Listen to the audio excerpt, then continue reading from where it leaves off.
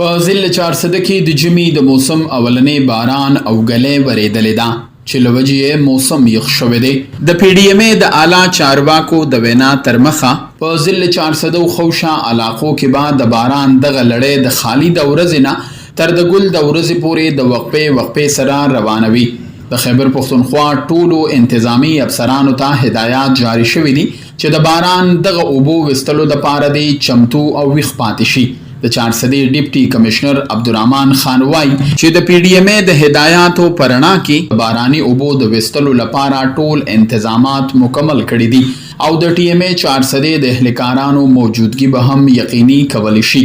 دا د ژمي ړومبی باران دی، ډېر ښکلی باران دی، خشته باران وشو. دې سره به روزګارونه مسخه شي او ورسره به اوس خلک روزي د ګرمې جرابې به والي، روزګارونه به هم ورسره ښه شي، د خوراک سامانونه به ښه شي، دکانداران به هم ډېر زیات خوشحاله شي ځکه چې دې کې ډېر زیات کسان داسې وو چې هغوی تر اوسه پورې دا کم سامانونه دا کباړ چې کوم غشتې وو هغه دې سره ډمپ پراته وو ځکه چې تر اوسه پورې ګرمي وه.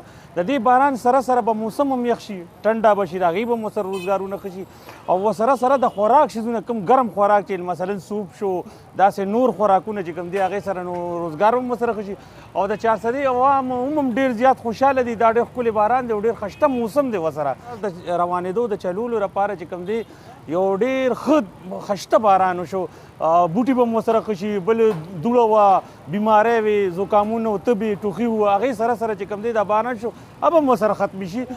دا یو ډېر ښکلی باران و، ډېر خشته باران و. دا الله رحم و کرم و فضل دی په چارسده باندې، بلکې په نورو علاقو چې باران شي په هغې باندې هم د الله رحم و کرم و فضل دی.